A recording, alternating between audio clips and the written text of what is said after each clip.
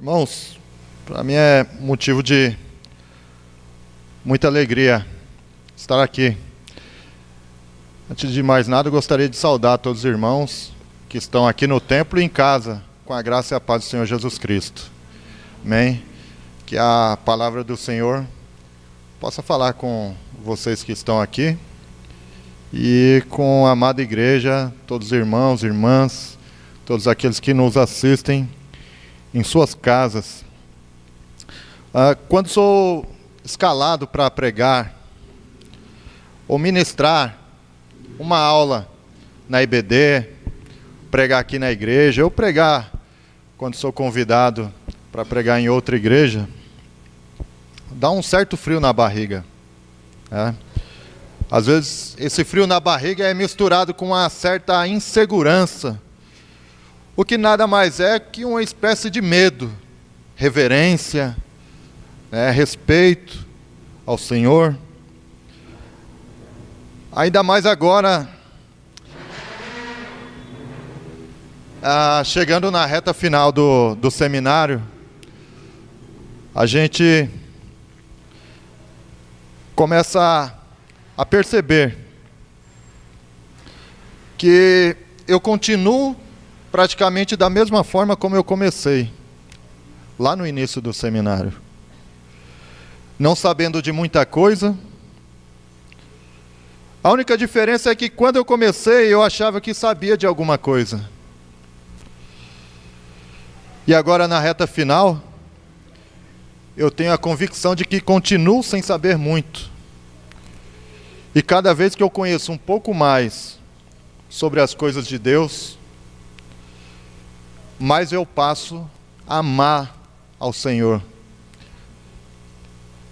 Uma das coisas que a igreja, a minha família, Deus, não necessariamente nessa ordem, mas os irmãos que estão me apoiando desde o início financeiramente, em oração, uma coisa que eu posso dizer, a teologia tem me aproximado mais de Deus.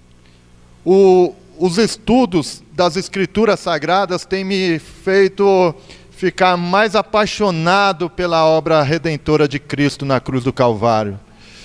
E cada vez que eu estudo, irmãos, eu vejo que é muito pouco aquilo que a gente sabe das coisas de Deus. O Senhor, Ele tem um manancial infinito, abundante, que não tem como medir sobre o conhecimento de Deus. E tudo isso, irmãos, irmãs, tudo isso está disponível para todos nós. Toda essa disponibilidade de conhecer a Deus, de ter experiência com Deus, não está dentro do seminário, está nas igrejas, está nas nossas casas. Todas as oportunidades que nós temos de conhecer a Deus, está no simples fato de nós estarmos abertos e querermos conhecer ao Senhor de fato e de verdade. E na vida, Deus sempre irá nos permitir passar por medo. Assim como eu tenho um certo medo, uma certa insegurança de estar aqui pregando e sabendo da responsabilidade que estou incumbido de falar, de expressar da palavra de Deus para você que está aqui e para você que está na sua casa. Da mesma forma, Deus vai nos permitir passar por alguns tipos de medo na nossa vida cotidiana. Deus vai nos permitir passar por desafios, e esses desafios muitas vezes irão nos tirar da zona de conforto. Quando olhamos para a Bíblia, por exemplo, nos deparamos com inúmeras pessoas que, sendo conduzidas por Deus para cumprir determinados propósitos, elas também tiveram medo. a grande maioria dessas pessoas, sejam os personagens bíblicos, ou seja, qualquer um de nós, tiveram a oportunidade de serem preparadas, acompanhadas, até chegar o momento de assumir uma responsabilidade maior.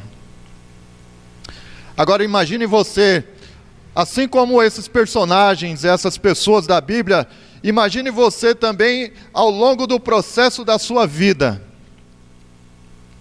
ser acompanhado, ser preparado para assumir uma determinada função, seja no campo empresarial, onde você trabalha. Às vezes Deus nos permite passar por alguma situação na nossa vida, para que nós sejamos preparados por algo maior, uma responsabilidade maior e mais dura, lá na frente. Às vezes essas experiências nos fazem questionar o amor de Deus e a sua soberania sobre as nossas vidas. Muitas vezes nós não conseguimos mensurar, não conseguimos medir o que está acontecendo de fato conosco. Mas chegará um determinado momento na nossa vida, na minha vida e na sua vida, talvez você esteja passando por alguma dificuldade. Lá na frente, Deus, Ele vai se revelar e vai te mostrar o porquê de toda essa dificuldade, porquê de todo esse preparo, porquê de toda essa situação que você passou e está passando. E foi assim na vida de um homem de Deus, que teve uma grande responsabilidade nas suas costas. Ele foi preparado, ele foi discipulado, passou por diversas situações difíceis, mas ele tinha um bom mestre. Ele tinha alguém que estava junto com ele. E ele, ao longo dos anos, ele teve dificuldades, mas todas aquelas dificuldades foram uma preparação para uma responsabilidade muito maior que viria pela frente. E o nome desse homem é Josué. Eu gostaria de convidá-los a abrir suas Bíblias no livro de Josué, capítulo de número 1, do versículo 1 ao 9.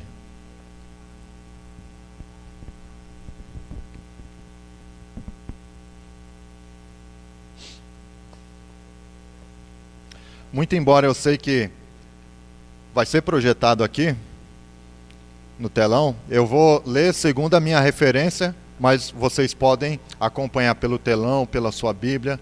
O importante é acompanhar o texto bíblico. Amém? Versículo 1 do capítulo 1 de Josué diz assim: E sucedeu, depois da morte de Moisés, servo do Senhor, que o Senhor falou a Josué, filho de Num, servo de Moisés, dizendo: Moisés, meu servo, é morto. Levanta-te, pois, agora, passa este Jordão, tu e todo este povo, a terra que dou aos filhos de Israel.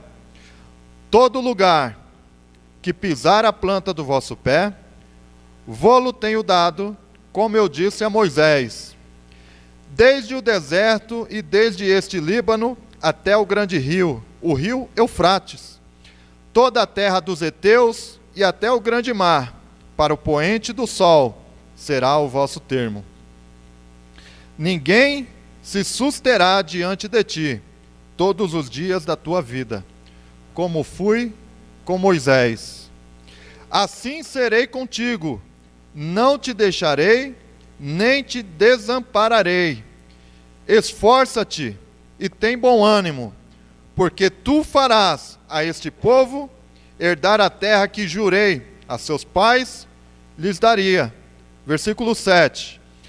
Tão somente esforça-te e tem muito bom ânimo, para teres o cuidado de fazer conforme a toda a lei que meu servo Moisés te ordenou. Dela não te desvies, nem para a direita, e nem para a esquerda, para que prudentemente te conduzas por onde quer que andares. Não se aparte da tua boca o livro desta lei, antes medite nele dia e noite, para que tenhas cuidado de fazer conforme tudo quanto nele está escrito. Porque então farás prosperar o teu caminho. Então prudentemente te conduzirás. Não te mandei eu? Esforça-te e tem bom ânimo. Não pasmes nem te espantes, porque o Senhor teu Deus é contigo por onde quer que andares. Senhor nosso Deus e nosso amado Pai, no nome do teu Filho amado, nosso Senhor e Salvador Jesus Cristo, Senhor. Ó Deus, nessa noite, neste momento, eu peço ao Senhor que eu seja um instrumento usado nas tuas mãos, que a minha boca seja um instrumento, um porta-voz do Senhor para falar da tua palavra à tua igreja amada, Senhor. No nome do teu Filho amado Jesus, ó Deus, lança por terra todo coração incrédulo, todo coração fechado, toda incerteza, toda insegurança, todo medo, Senhor, que caia por terra nesse instante. Que nada possa ser barreira para o teu povo receber a tua palavra. No nome do teu Filho amado Jesus. Amém. Irmãos, nós lemos 9 versículos aqui. Esses versículos são divisas na vida de muitas pessoas. Muitas pessoas têm esse texto, esses 9 versículos, como divisa própria para viver ao longo dos anos das suas vidas. No final do livro de Deuteronômio, a gente vai ver basicamente o que está descrito no capítulo 1, nos versículos 1 e 2. No final do capítulo, no final do livro, aliás, de Deuteronômio, no capítulo 34, nós vemos o relato da morte de Moisés. E ali a responsabilidade de conduzir um povo de aproximadamente 2 milhões de pessoas seria agora de Josué, auxiliar de Moisés.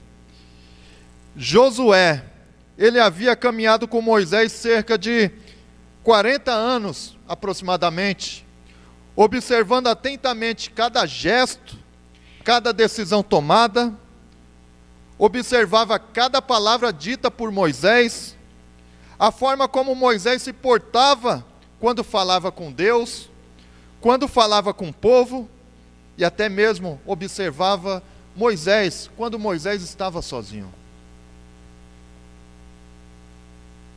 Agora ninguém mais, ninguém menos do que o próprio Deus estava atribuindo a Josué as responsabilidades que eram exercidas por Moisés, o seu antigo mestre. Deus diz a Josué, parafraseando um pouco do que está dizendo o texto: Josué, chegou a sua hora. Você conduzirá todo este povo na travessia do rio Jordão, e os levará à terra que eu dou a vocês. Josué, toda aquela responsabilidade que estava sobre Moisés, o meu servo, agora eu estou colocando sobre os teus ombros. Sabemos que Josué já conhecia todo aquele lugar que ele iria conduzir o povo. Aproximadamente há 4 décadas atrás, ele havia estado nessa terra. Está lá no livro de Números. E ele, juntamente com Caleb, foram os únicos que tiveram a convicção de que Deus os daria aquele lugar. E após aproximadamente 4 décadas, Josué retorna, àquele lugar. Agora na função de líder, não mais de auxiliar, não mais de ajudante, mas toda aquela responsabilidade que estava sobre o seu mestre Moisés, agora estava sobre os seus ombros.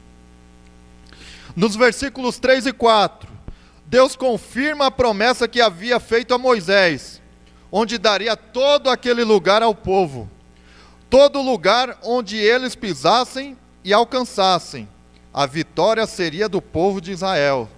Era muito grande o território que Deus havia dado a eles. E olhando esse texto, esses versículos, eu gostaria de fazer uma breve observação nesse trecho, onde Deus fala para Josué que onde quer que pisarem a planta dos vossos pés, será dado a vocês.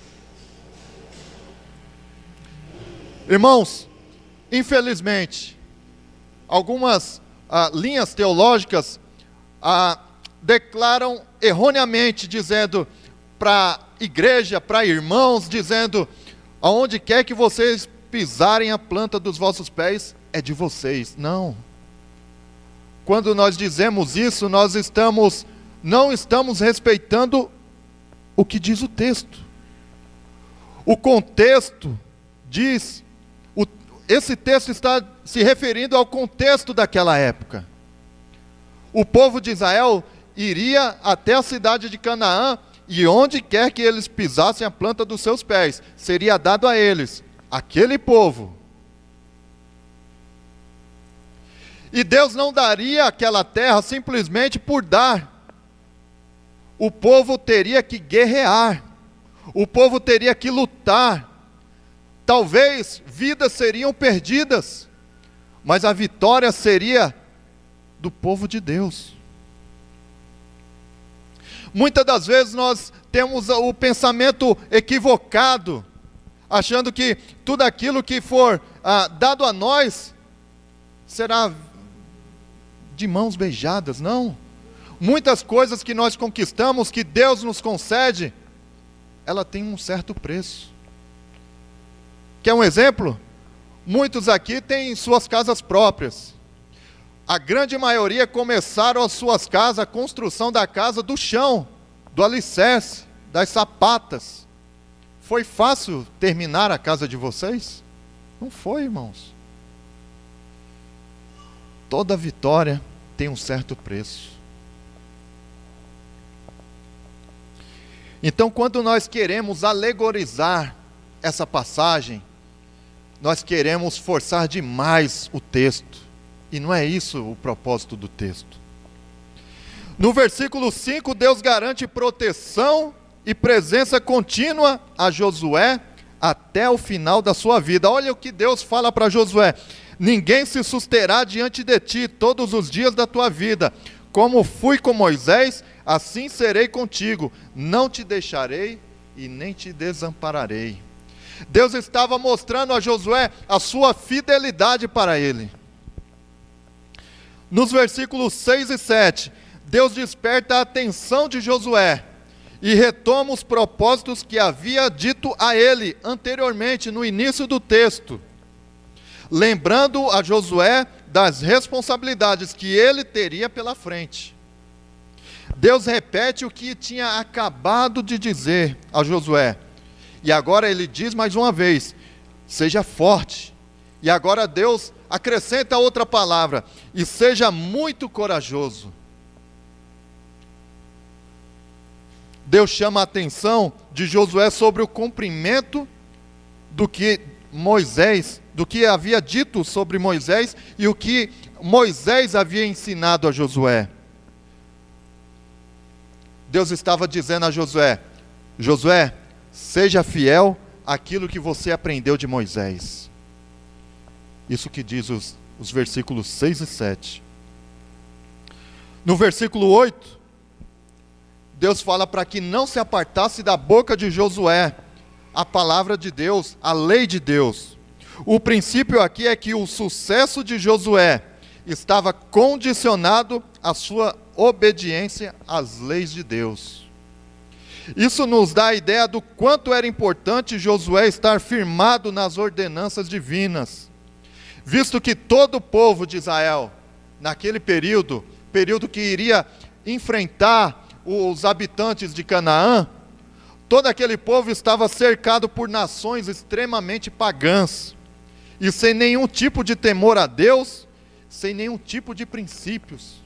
Será que isso faz lembrar a igreja de alguma coisa, do que estamos vivendo hoje? Hoje em dia nós vivemos em um mundo totalmente secularizado, um mundo que geralmente não tem temor de Deus, não conhecem a Deus, fazem diversas práticas pagãs. Esse é o povo, esse é o contexto que a igreja está inserida nos dias de hoje. E no versículo 9, pela terceira vez, Deus chama a atenção de Josué: seja forte e corajoso.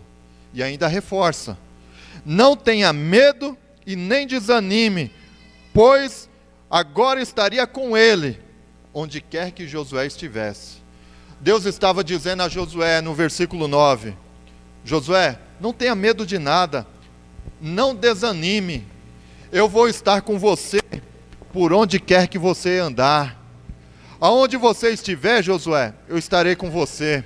Josué, se você estiver com a espada em punho, ali estarei com você. Josué, se você estiver julgando as causas do povo, ali estarei com você. Josué, se você estiver dormindo na sua tenda, ali eu estarei com você. Deus estava confirmando a aliança que havia feito com Moisés, estava reafirmando essa aliança com Josué, o atual líder do povo. E qual a aplicação que nós podemos fazer desse texto nas nossas vidas? O que nós podemos aprender com esses 9 versículos aplicando em nossas vidas nos dias de hoje? Se me permitem, irmãos, alguns pontos, ou quase todos, estão de uma forma imperativa, para que nós possamos aplicar nas nossas vidas aquilo que nós podemos aprender com esse texto. Primeiro, devemos ouvir a voz de Deus e focar a nossa atenção ao que Ele nos diz continuamente. Olha só, ouvir a voz de Deus e focar a nossa atenção ao que Ele nos diz continuamente. Vivemos em um período onde a voz desse mundo secularizado tem ganhado cada vez mais força. Temos visto muitas instituições tentando tirar a credibilidade e a voz da igreja, e até tentando calar, sufocar o que a igreja pode fazer, o que a igreja tem que expressar. Nós vemos não só instituições, mas nós vemos a mídia, nós vemos a sociedade, inúmeros agentes da sociedade querendo calar a voz da igreja, querendo fazer com que os princípios bíblicos sejam princípios ultrapassados. Não, a palavra de Deus é a mesma, ontem, hoje e eternamente, assim como Cristo é. Devemos assumir uma posição e não abrir mão dos nossos valores e dos nossos princípios cristãos. Ainda que o mundo queira fazer com que aquilo que a gente pense seja errado, não, a gente tem que ir pela palavra de Deus. Devemos ouvir a voz do Senhor. E como nós ouvimos a voz do Senhor? Primeira forma é com as Escrituras. E a segunda forma é com as orações. A terceira forma também existe, através da comunhão com os irmãos. O irmão vai me corrigindo quando vê as minhas falhas, e Deus vai falando comigo através da vida do irmão.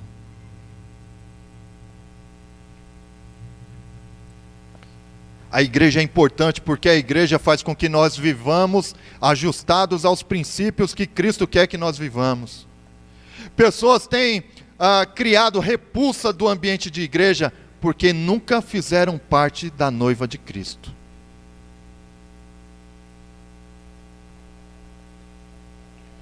Devemos confiar nas promessas de Deus. É o segundo ponto. Primeiro ponto, confiar Ouvir, aliás, a voz de Deus e focar aquilo que Deus está falando. Segundo ponto, devemos confiar nas promessas de Deus.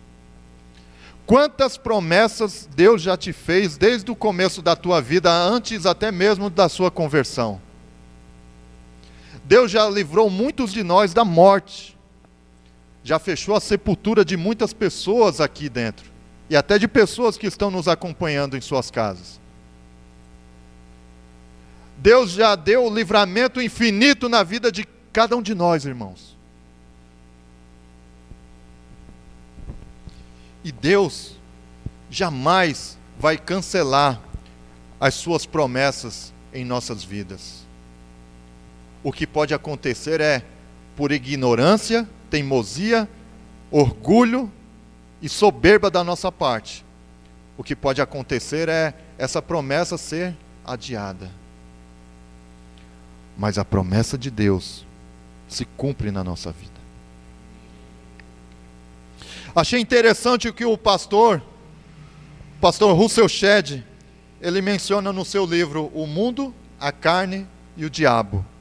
Ele diz: a possibilidade do diabo intimidar os cristãos diminui na proporção em que esses mesmos cristãos aumentam a confiança que ele tem em Deus. Olha só, à medida que nós confiamos cada vez mais no Senhor, a possibilidade do diabo, dos demônios, tentar nos intimidar, diminui. Porque a gente fica com a mentalidade: eu bem sei em quem tenho crido.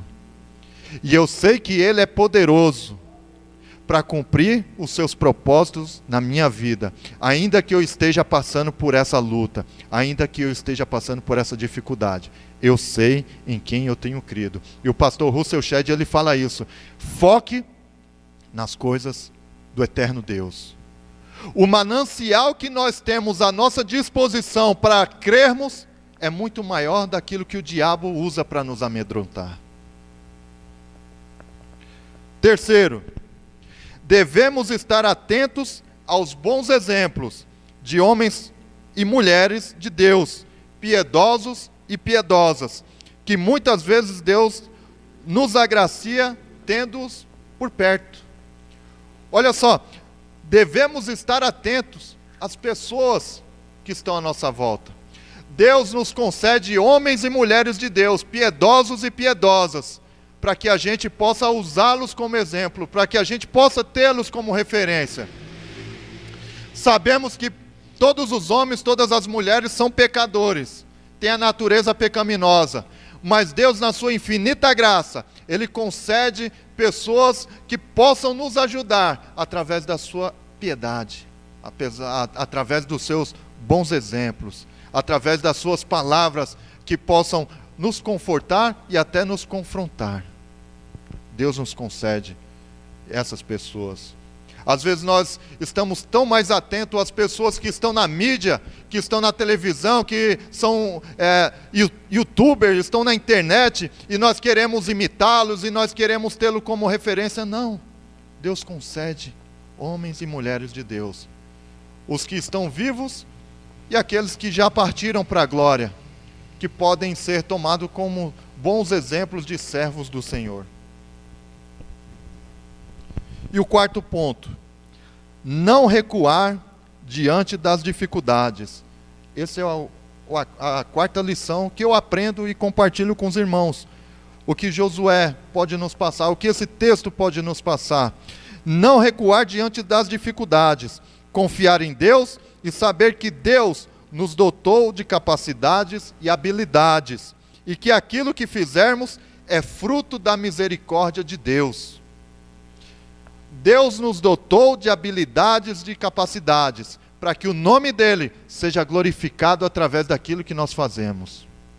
Aquilo que nós fazemos de certo, o Espírito Santo está conosco ali, vendo a gente fazer, nos capacitando, nos ajudando, nos orientando. E aquilo que nós fazemos de errado no oculto, pecando, o Espírito Santo também está lá, presenciando aquele ato pecaminoso que nós estamos fazendo.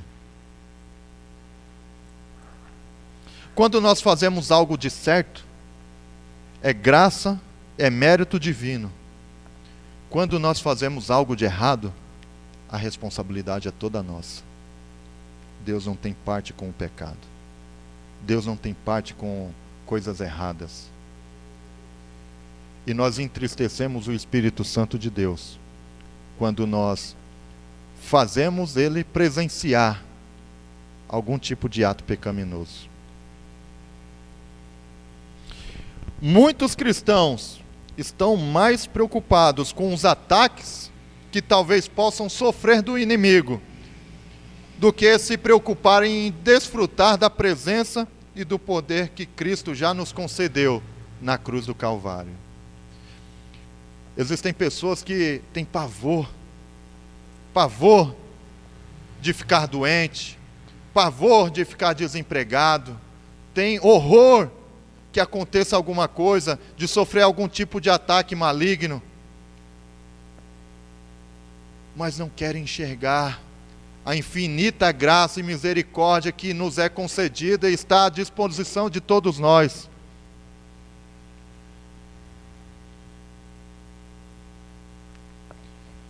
Esta é a minha ordem: seja forte e corajoso, não tenha medo nem desanime, pois o Senhor teu Deus estará com você por onde quer que você andar. Confirmando e relendo o versículo 9 do capítulo 1 de Josué. O que essas palavras significam para você?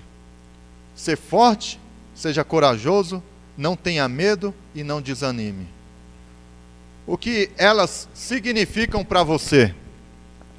Talvez seja forte, a palavra seja forte e corajoso, significa algo para você e algo totalmente diferente para mim.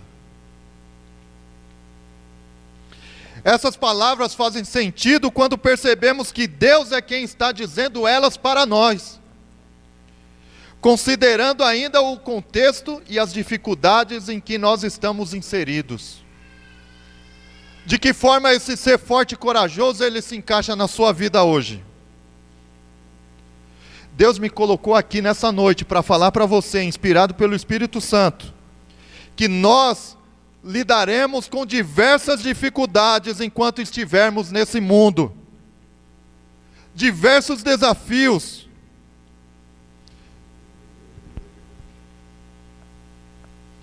O mal e o pecado é real nesse mundo caído que nós vivemos. No entanto, Deus nos diz: seja forte e corajoso, não tenha medo e nem desanime. O que tem feito você e eu desanimar? O que tem feito a gente ter medo? O que tem feito a gente não ser forte e nem ser corajoso? Qual é essa dificuldade, qual é essa barreira que nos impede de exercer essa força e essa coragem que Deus nos dotou? Quem sabe nessa noite você não esteja precisando de vergonha na cara. Não, talvez não seja isso que você esteja precisando. Muito provavelmente, talvez o que você precise ouvir nessa noite é: seja forte e corajoso. Seja forte e corajosa, para vencer o medo de avançar. Seja forte e corajoso, para você vencer esse medo que você tem de avançar, o medo das angústias, o medo das ansiedades que tem te perseguido por vários meses e até, quem sabe, diversos anos lutando contra esse mal. Quem sabe as palavras de Jesus, a palavra de Deus, esteja soando dentro de você nessa noite, para você vencer algo muito maior. Talvez para você a intensidade da luta é maior do que para outra pessoa, e Deus está dizendo: seja forte e corajoso para vencer esse vício da pornografia, para vencer a avareza, quando ela vem disfarçada de medo, principalmente na hora de contribuir de modo financeiro na igreja. São tantos medos que temos que lidar, que às vezes nos esquecemos que a obra redentora de Cristo na cruz nos conduz ao seu pleno descanso e paz. Cristo, por um momento, teve uma grande agonia, misturado com um senso de temor, quando ele orava lá no Getsêmani. Quando ele estava orando incessantemente, onde pingaram suor de sangue. Tamanha era a angústia de Cristo naquele momento. O medo e a insegurança e a incerteza que estava invadindo o ser dele, por ter que enfrentar a cruz do Calvário e a separação momentânea do Pai, por conta dos nossos pecados.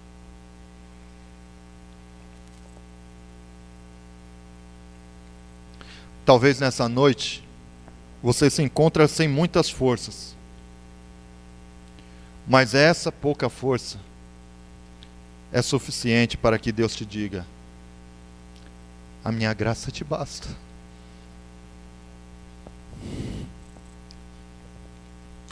Pois o meu poder se aperfeiçoa na fraqueza.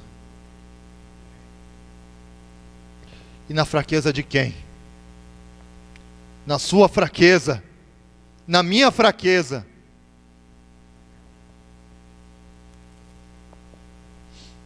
Portanto, basta que nós sejamos fortes e corajosos.